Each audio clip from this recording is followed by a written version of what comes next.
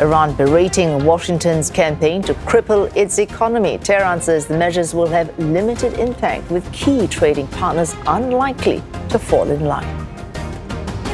We stay on that story. The U.S. getting a lot of pushback from its, quote, economic asphyxiation of Iran. But how much more damage can it inflict at this point? Joining us from Cairo is Dr. H A Hellyer of the Royal United Services Institute for Defense. Thank you for joining us, Dr. Hellyer. We've already heard the response from Iran. My pleasure. Thank you. It has dismissed Scott Bessent's economic D-Day as bombast. How would you react to this latest plan from the United States? Again, thank you for having me, Rachel. So frankly, the plan seems rather bizarre. It's not the first time that the United States has tried to use economic sanctions on the Iranian regime to try to get it to change its behavior. It's not that sanctions don't work. They work, but they work economically. So there'll be a price that the Iranians will pay. The real question is whether or not they work politically, if Iran is going to change its behavior. And I don't see any evidence to suggest that they will. On the contrary, I suspect that Iran will try to retaliate in some way. But the idea of any type of capitulation by the Iranian regime in response to this, I think is really quite fanciful. If these measures need to be effective, so the cost is not just paid on Iran's side, the cost would also be on the U.S. side. And questions were posed to Mr. Bessent when he announced this. And he said he would not want to cause crisis on a global financial scale. So the U.S. not prepared for those costs either. So I think that just, gives away a big part of the game. The U.S. has made it clear that they want to apply pressure, that they want to apply limited pressure, because they know that anything more than that would actually have a much wider effect on the international economy. And of course, in the same press conference, Bessent talked about Iranian soldiers putting their weapons down and rising up against the regime, which means that they're sending the message that ultimately the U.S. objective is regime change. Given that sort of rhetoric from the United States, the Iranians simply won't capitulate. They won't compromise. They'll think that the ultimate aim is to have it removed. And the response in that regard, I think, will be more uncompromising as opposed to looking for a deal. So measures like these, either they starve the Iranian economy into complete submission, or they put enough pressure, which you suggest is unlikely for Iran at this point, to say, we will capitulate ahead of any possible collapse. So is there any route to this measure achieving what Mr. Trump might want in Iran?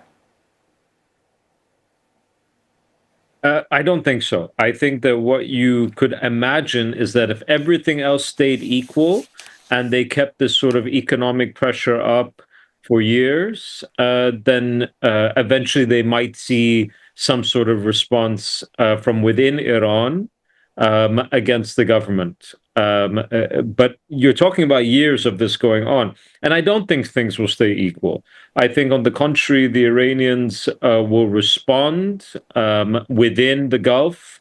They will respond probably by focusing on U.S. interests in the Gulf. Also, I think that we have to consider there are other arenas that are at play here, particularly Yemen, with the Houthis, but also Iraq. So it's not that, all of this happens in a vacuum. There will be other issues that will take a pole position as well, and they're all interconnected. All sides looking at time. As you say, sanctions work, but they will take time. They would be effective with a longer window in which they can operate. Whether the U.S. has the staying power is another question. This started 28th February. We're now 25th of August here in Singapore. Almost 6 months. Do you see a pattern emerging on all sides in terms of, say, Mr. Trump threatening, Mr. Trump walking back his threats? Where is the U.S. as far as strategy is concerned on Iran? Sorry, please continue. I think that unfortunately we read the U.S. In the same way that we've been accustomed to, which is that there are strategies at play, there's expertise being taken into account. I think a lot of this, frankly, is very reactionary. I think that within the Trump administration, you see decision making that is increasingly capricious, and because so much of the expertise that you would have usually seen in places like the State Department and the National Security Council and otherwise has now been removed.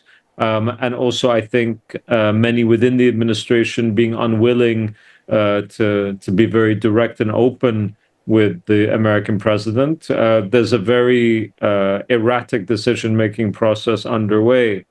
I also think that we have to pay attention. Again, this is a situation of tremendous flux, and one of the items in this regard is neglecting what regional actors are actually doing. The Gulf states are already pushing forward on trying to have some sort of arrangement with Iran on Hormuz that isn't dependent on discussions with the United States. You've seen symbolic actions. They're symbolic, but I think important, where you have this new Mecca pact between the Saudis, the Turks, and Pakistan. Things are moving in the region, and not necessarily in a way that either the Iranians or the Americans or indeed the Israelis would want, but things are moving. And I think that the rest of us outside of the region really just have to keep up.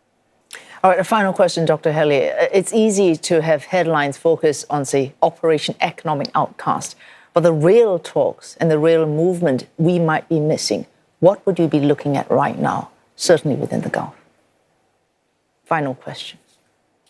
I'd be looking at two things. One, I'd be looking at how the Omanis' discussions with the Iranians are progressing on the Strait of Hormuz.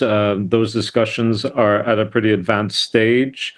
I think that the question around compulsory versus optional fees are still being discussed. And I'd also look at Yemen, where I think that things are heating up and could escalate in a way that we haven't seen in quite some time.